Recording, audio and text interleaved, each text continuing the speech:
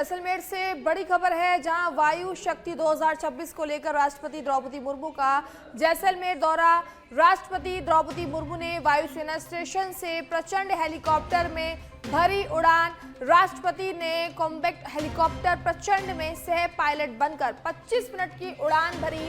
युद्धाभ्यास क्षेत्र व सबसे बड़ी फील्ड फायरिंग रेंज व परमाणु स्थल का हवाई जायजा लिया और मुआयना कर राष्ट्रपति पहुंची वायुसेना स्टेशन।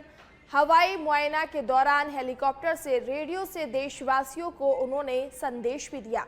राष्ट्रपति ने हेलीकॉप्टर से रेडियो से देशवासियों को संदेश देते हुए कहा कि मैं आज प्रचंड हेलीकॉप्टर में उड़ान भर रही हूं। उन्होंने कहा कि प्रचंड हेलीकॉप्टर एक आत्मनिर्भरता का प्रबल प्रतीक है।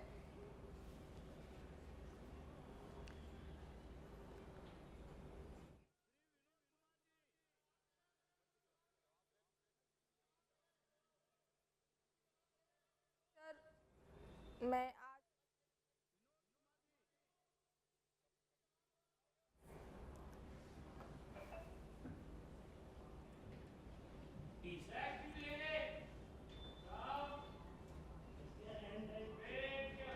मुख्यमंत्री भजनलाल शर्मा के आज कई कार्यक्रम हैं। जयपुर एवं अजमेर में विभिन्न कार्यक्रमों में वो करेंगे सहभागिता। शाम 5 बजे मुख्यमंत्री राजस्थान विधानसभा में देंगे जवाब। शाम 7:30 बजे जयपुर से किशनगढ़ एयरपोर्ट के लिए रवाना होंगे, जबकि शाम 7:55 पर किशनगढ़ एयरपोर्ट से कायड़ विश्राम स्थली अजमेर के लिए प्रस्थान करेंगे। रात्रि 8:15 बजे से 8:45 पर वो कायड़ विश्राम स्थली का विजिट कर सहयोग करेंगे। मुख्यमंत्री का रात्रि विश्राम सर्किट हाउस अजमेर में है प्रस्तावित। तो आज मुख्यमंत्री के कई कार्यक्रम हैं। जयपुर एवं अजमेर में विभिन्न कार्यक्रमों में वो सहभागिता करेंगे। शाम 5 बजे मुख्यमंत्री राजस्थान विधानसभा में जवाब देंगे, जबकि शाम 7:30 बजे जयपुर से किशनगढ़ एयरपोर्ट के लिए रवाना होंगे। इसके बाद वो किशनगढ़ एयरपोर्ट से कायड़ विश्राम स्थली में पहुंचेंगे, जहां पर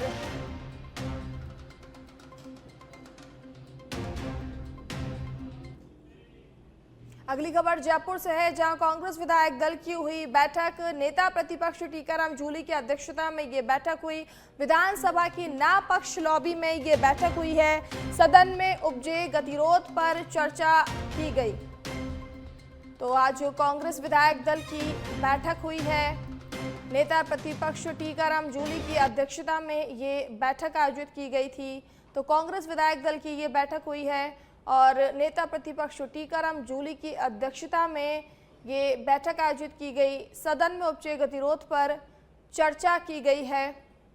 तो आप देख सकते हैं कि आज बैठक की गई थी।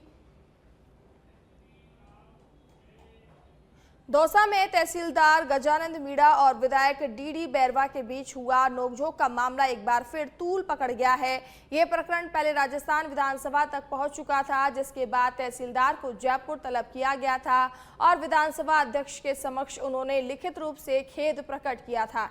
इस बीच सोशल मीडिया पर उनके नाम से एक पोस्ट वायरल हुई, जिसमें लिखा गया कि माफी वाफी कुछ नहीं, मैंने केवल खेद प्रकट किया था। पोस्ट सामने आने के बाद सियासी माहौल फिर गर्मा गया। हालांकि तहसीलदार ने इस पोस्ट को फर्जी बताते हुए कोतवाली थाना दौसा में एफआईआर दर्ज कराई और कहा कि उनकी सोशल मीडिया आईडी बंद है और किसी अज्ञात व्यक्ति ने फर्जी आईडी बनाकर उनके नाम का दुरुपयोग किया है। 26 तारीख को गजानंद जी मीणा तहसील दौसा के तहसीलदार जी ने एक थाने पे मुकदमा दर्ज करवाया और मुकदमे में उन्होंने बताया कि कोई उनके नाम से आईडी बनाकर उनकी आईडी का दुरुपयोग कर रहा है। तो इस संबंध में मुकदमा दर्ज हो चुका है और अनुसंधान जारी है। किस तरह का उन्होंने शिकायत दर्ज की, उसमें क्या पूरा एफआईआर में क्या लिखा है? क्या अभी तो अपनी आईडी का कोई दुरुपयोग, फर्जी आईडी बनाकर दुरुपयोग करने का मामला है। अनुसंधान से जैसी भी स्थिति होगी। अगली खबर जोधपुर से है, जहां केंद्रीय मंत्री गजेंद्र सिंह शेखावत ने अपने जोधपुर दौरे के दौरान निजी निवास पर जन सुनवाई कर आमजन की समस्याएं सुनी। बड़ी संख्या में लोग विभिन्न मांगों और शिकायतों को लेकर पहुंचे। मंत्री ने संबंधित अधिकारियों को आवश्यक दिशा निर्देश देने और समस्याओं के समाधान का इस दौरान भरोसा दिलाया। जन सुनवाई के बाद मीडिया से बातचीत में शेखावत ने बदलते वैश्विक परिदृश्य में भारत की वायु शक्ति के महत्व पर जोर दिया। उन्होंने कहा कि देश की सुरक्षा के लिए मजबूत और आधुनिक वायु क्षमता अत्यंत आवश्यक है और भारत अपनी सैन्य ताकत को लगातार सशक्त बनाने की दिशा में कार्य कर रहा है। जो 10 साल पहले तक दुनिया का सबसे बड़ा इस क्षेत्र का इम्पोर्टर आयातक होता था, वो आज दुनिया का बड़ा निर्यातक बनने की दिशा में आगे बढ़ रहा है। लाइट कॉम्बैट एयरक्राफ्ट तेजस से लेकर के, मिसाइल से लेकर के, बुलेट से लेकर के और बुलेट प्रूफ जैकेट्स तक सभी तकनीकी इक्विपमेंट हमने भारत में बनाना शुरू किया। वायु शक्ति प्रदर्शन माननीय राष्ट्रपति जी के सामने भारतीय वायुसेना के आधुनिकतम तकनीकी का संहारक क्षमता का प्रदर्शन होगा और निश्चित रूप से सीमावर्ती क्षेत्र पर यह प्रदर्शन होने से सीमावर्ती क्षेत्र में रहने वाले लोगों का भरोसा, विश्वास और हौसला और भी अधिक भारत की क्षमता और ताकत को देखते हुए। लेकिन देश के प्रधानमंत्री कहते हैं कि पूरे मुल्क, पूरे दुनिया से जो है आतंकवाद खत्म होना चाहिए। उन्होंने जिस तरह से एक बड़ा मैसेज दिया, आपको लगता है उसके सार्थक परिणाम भी आने चाहिए।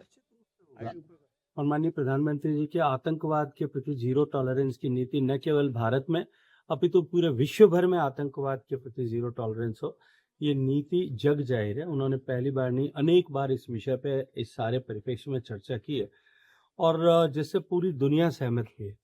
जो देश आतंकवाद का पोषण करने के लिए काम कर रहे थे, आज वो सबसे ज्यादा। भीनमाल से बड़ी खबर है, जहां राजस्थान विधानसभा क्षेत्र की सड़क और मंडी व्यवस्था का मुद्दा जोरदार तरीके से उठा। भीनमाल विधायक डॉक्टर समरजीत सिंह राठौड़ ने वर्ष 2000 में बनी भीनमाल गावड़ी और बिजलिया सड़क के रखरखाव की खराब स्थिति पर सरकार से जवाब तलब किया है। प्रश्नकाल के दौरान उन्होंने बताया कि वर्ष 2010 से पूर्व विपणन बोर्ड द्वारा निर्मित कई सड़कों को पीडब्ल्यूडी को हस्तांतरित किया जा चुका है। इसके बावजूद उनकी हालत जर्जर बनी हुई है, जिससे किसानों और आमजन को भारी परेशानी का सामना करना पड़ रहा है। साथ ही वर्ष 1982 में स्थापित भीनमाल कृषि मंडी की दयनीय स्थिति, अधिक टैक्स दरों और रखरखाव के अभाव का मुद्दा भी सदन में उठाया गया। जवाब में खाद्य एवं नागरिक आपूर्ति मंत्री सुमित गोदारा ने कहा कि 2010 से पूर्व निर्मित सड़कों का हस्तांतरण किया जा चुका है। कहना चाहूँगा अपने विधायक साहब समरजीत सिंह जी को, उन्होंने हमें आश्वासन दिया था कि मैं इस मंडी के सुधार के लिए प्रयास करूँगा और उन्होंने आज 1,37,00,000 का बजट पारित करवाया है। तो बहुत बहुत धन्यवाद। मंडी की हालत कई सालों से इतनी दयनीय थी, जिसमें पानी का भराव, शौचालय की सुविधा नहीं, किसी भी प्रकार की कोई सुविधा नहीं थी। हम सारे व्यापारी इस समस्या से ग्रसित थे। तो एक बार फिर उनका धन्यवाद करूंगा और कहना चाहूँगा विधायक श्री समरजीत सिंह जी को कि वो एक बार और प्रयास करें और थोड़ा और बजट दिलवाने की कृपा करावें। भीलवाड़ा के बडलिया से बड़ी खबर है, जहां पिता ने पुत्र की हत्या कर खाया जहर। पिता ने पुत्र की दांतली से हत्या की। उपचार के दौरान पिता ने भी दम तोड़ दिया। बडलियास थाना क्षेत्र बडला गांव की ये घटना है। आपको बता दें कि पिता राधेश्याम वैष्णव की मौत हो चुकी है। एफएसएल की टीम भी मौके पर पहुंची और पुलिस उपाधीक्षक बाबूलाल बिश्नोई ने इसकी जानकारी दी है। बड़ला गांव से इतला मिली थी कि बड़ला गांव के राधेश्याम वैष्णव ने अपने 13 वर्षीय लड़के वंश वैष्णव की दांतली से गला काट कर हत्या कर दी है, जिस पर पुलिस थाना बड़लिया से एसआई गोपाल सिंह, प्यारचंद जी मौके पे पहुंचे। मैं भी आया हूं। बच्चा राधेश्याम के साथ में यहाँ रहता था और 8वीं क्लास में कोटड़ी में पढ़ता था। राधेश्याम की अपनी पत्नी से अनबन चल रही है, जो अपने पीर में रह रही है। अभी फॉरेंसिक्स टीम को बुलाया है और पोस्टमार्टम की कार्रवाई करेंगे। मेडिकल बोर्ड से भी पोस्टमार्टम करवाएंगे। पिता की हालत कैसी? पिताजी ने भी सेल्फोस की गोलियां खा ली है, जिसको गांव वालों ने महात्मा गांधी हॉस्पिटल भीलवाड़ा में भर्ती करवाया था। बारां जिले के अंता कस्बे में इन दिनों पागल श्वानों का आतंक बना हुआ है। श्वान इंसानों के साथ साथ पालतू जानवरों को भी निशाना बना रहे हैं, जिससे क्षेत्र में भय का माहौल है। अब तक कई बच्चे श्वानों के काटने से घायल हो चुके हैं, लेकिन स्थानीय प्रशासन और नगर पालिका द्वारा प्रभावी कार्रवाई नहीं किए जाने से लोगों में आक्रोश है। गुरुवार शाम ब्रह्मपुरी मोहल्ले में एक पागल श्वान ने 4 वर्षीय और 14 वर्षीय 2 बालकों पर हमला कर दिया, जिससे वे घायल हो गए। परिजनों द्वारा दोनों बच्चों को तुरंत उपजिला चिकित्सालय ले जाया गया, जहां उनका उपचार किया गया। मोहल्ला वासियों का कहना है कि पागल श्वान पहले भी कई लोगों को काट चुके हैं, बावजूद इसके नगर पालिका इस ओर ध्यान नहीं दे रही है। लगातार हो रही घटनाओं से क्षेत्र के लोगों में दहशत का माहौल बना हुआ है। छोरा जो नीचे पट गया ना, जो बच्चों पटकता है दूर बती काको दौड़ियो नु कि बती जाए बचावा जीवा चक्कर में छ ना ई पपेड़ गालियो फिर मना बागर जे हम गयो ना तो मना मणियो पकड़ अरे को तो कर कुत्ती और मणिया से तो कर फिर मुंडो बांधी छु काकापति काट गया। हां दोनी काकापति जा चाप गले। अच्छा, 2 बच्चों को काटा है उसने? हाँ, बच्चों से एक बच्चा कितने साल के हैं? यो तो 15 साल को और वो 4 पुणा अंत में क्या है 3-4 दिन से कोई पागल कुत्ते काट रहे हैं, तो इन्होंने क्या है 3-4 दिन से ना मतलब आदमी को भी काट रहे हैं और अभी 2-3 गायों को और 3-4 कुत्तों को भी काटा है इन्होंने। तो इससे खाजूवाला से खबर है, जहां कस्बे में इन दिनों निराश्रित पशुओं विशेषकर सांडों का आतंक बढ़ता जा रहा है। आए दिन सड़कों पर सांडों को आपस में लड़ते देखा जा सकता है, जिससे आमजन की सुरक्षा पर खतरा मंडरा रहा है। सरकारी अस्पताल के आसपास तो हालात और भी ज्यादा चिंताजनक है, जहां सांडों की लड़ाई के दृश्य अक्सर सामने आते हैं। ऐसा ही एक मामला फिर कैमरे में कैद हुआ है, जिसमें अस्पताल के पास सांड आपस में भिड़ते नजर आए हैं। स्थानीय लोगों का कहना है कि निराश्रित पशुओं की वजह से पहले भी हादसे हो चुके हैं, लेकिन समस्या का स्थायी समाधान अभी तक नहीं निकाला गया है। हालांकि नगर पालिका द्वारा पशुओं को गौशाला में भेजने की कार्रवाई की जा रही है, इसके बावजूद सड़कों पर सांडों का आतंक लगातार जारी है। नागरिकों ने प्रशासन से जल्द प्रभावी कदम उठाने की मांग की है, ताकि किसी बड़े हादसे से पहले स्थिति को नियंत्रित किया जा सके।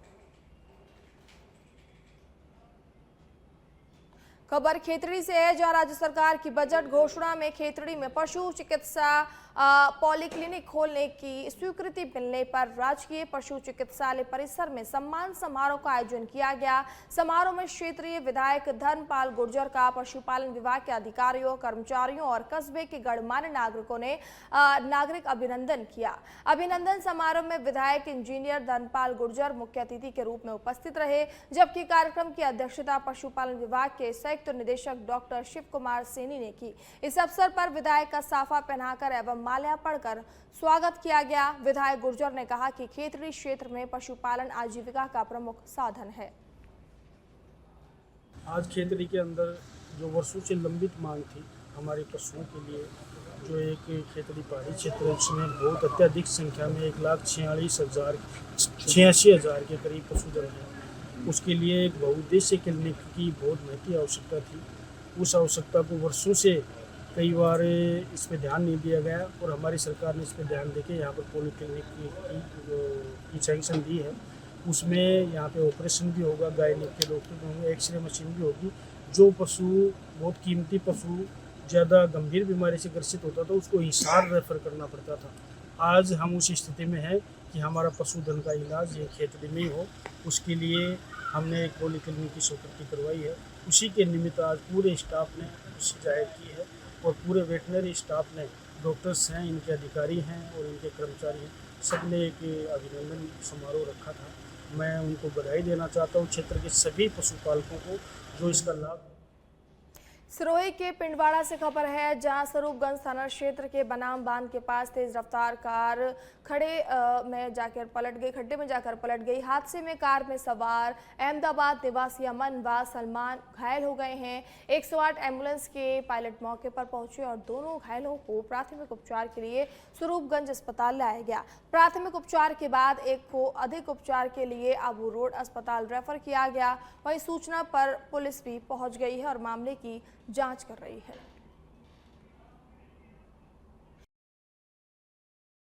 बीकानेर के जिले के सोवा गांव में राजस्थान मरुधरा ग्रामीण बैंक की नई शाखा का भव्य उद्घाटन केंद्रीय कानून एवं न्याय मंत्री अर्जुन राम मेघवाल द्वारा किया गया।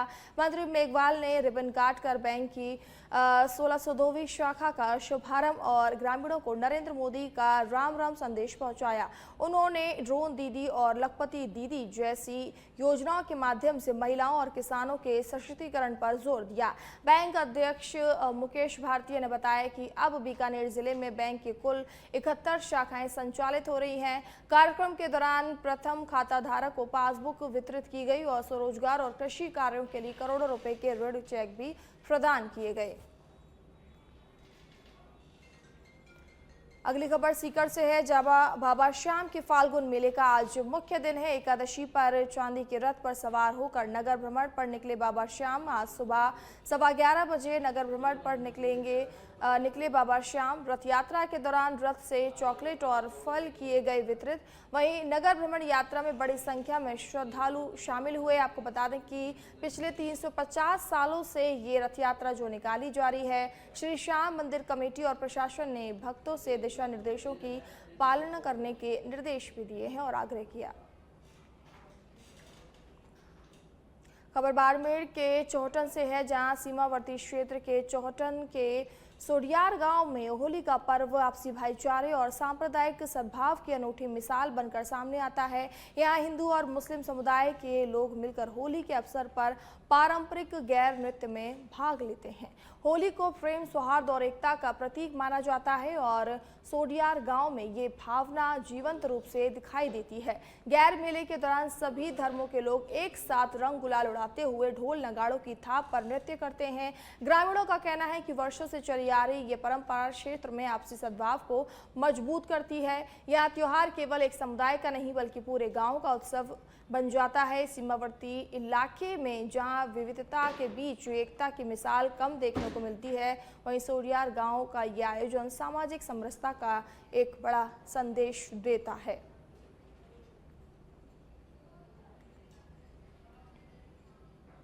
खबर मध्य प्रदेश के देवास जिले के से है, जहां पर ग्राम अरनिया जहांगीर तहसील सोनकक्ष के किसान नारायण सिंह सेंधव इन दिनों अपनी आधुनिक खेती को लेकर चर्चा में हैं। उनके खेत का निरीक्षण करने पहुंचे संभाग आयुक्त आशीष सिंह और कलेक्टर ऋतुराज भी उनके कार्य प्रणाली देखकर आश्चर्यचकित रह गए। किसान नारायण सिंह खेती को उद्योग की तरह संचालित कर रहे हैं। वे हर कार्य की बाकायदा बैलेंस शीट तैयार करते हैं। कब पौधा लगाया, कितना खर्च हुआ, कब सिंचाई की, कब खाद डाली, हर जानकारी का पूरा रिकॉर्ड रखते हैं। मेरे को मोदी जी ने आज से 5-6 साल पहले बताया था कि इसे केंचुआ खाद बनाना चाहिए। जब से बना रहा हूँ 7-8 साल हो गए। मेरे को अफगानिस्तान ने पाकिस्तान पर गुरुवार देर रात हमला कर दिया। कुनार प्रांत में तालिबान लड़ाकों के हमले में पाकिस्तान सेना के 55 जवान मारे गए। ये जानकारी टोलो न्यूज़ ने तालिबान के प्रवक्ता जबीहुल्लाह मुजाहिद के हवाले से दी है। अफगान सरकार का दावा है कि 23 पाकिस्तानी सैनिकों के शव उनके पास हैं। पाकिस्तानी सेना के एक हेडक्वार्टर और 19 चौकियों पर भी कब्जा कर लिया गया है। अफगानिस्तान के डिप्टी स्पोक्सपर्सन हमदुल्ला फितरत ने कहा कि कुछ पाकिस्तानी सैनिकों को जिंदा पकड़ लिया गया है, जबकि कई हथियार, एक टैंक और एक हार्वेस्टर जब्त किया गया है। वहीं पाकिस्तानी मीडिया के मुताबिक जवाबी कार्रवाई करते हुए पाक सरकार ने ऑपरेशन गजब लेल हक शुरू किया। पाकिस्तान की वायुसेना ने काबुल, नंगरहार प्रांत समेत कई शहरों में एयर स्ट्राइक की। रिपोर्ट्स के मुताबिक पाकिस्तान के हमले अभी भी जारी हैं।